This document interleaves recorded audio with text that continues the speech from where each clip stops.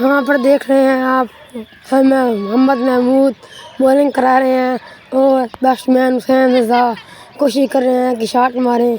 ये एक वाइड हो गई और फिर यहाँ पर कोशिश है उसकी कि वो छक्का लगाएं और बहुत दूर जाकर गिरे।